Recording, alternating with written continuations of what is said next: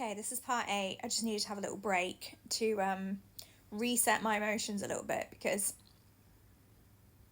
okay, apparently I haven't done a very good job resetting my emotions.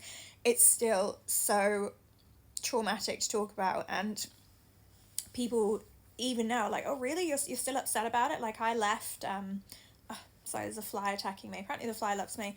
I left Dubai in October 2023, so we're literally coming up to the 2-year anniversary of escaping from that hellhole, but you don't recover from that level of trauma from being jailed and detained in a country, first as a rape victim and second time as a victim of Davo, like both times at the hands of powerful men who hate women.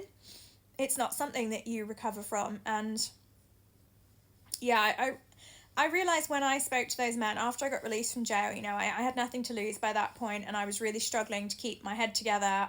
I must have had some kind of, like, must have been in shock, but my parts of my brain had shut down. I think it's to do with your amygdala and your stress response. But I couldn't even work by that point. I'd survived by, I had clients that were paying me in cash as a business coach, but I had nothing left. And then the last time I spoke to the court, and they said to me, "Dear, men don't need any evidence to accuse women, Yanni, because he is man and you are just woman."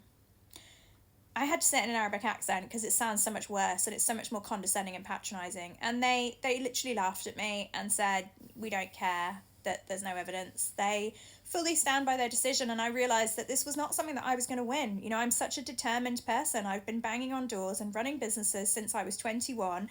I moved to the Middle East at 24. I am not someone who lacks courage or determination, but you cannot reason with a mentality that hates women and that refuses to be honourable or imply any degree of justice or reasoning. They're just sick. They're sick.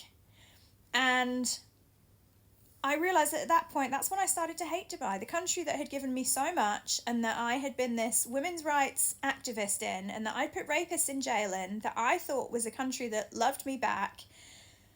I really got it through my head, finally, how they think about people, how they think about us, and how they think about women. And that's when I started looking around for an opportunity to leave.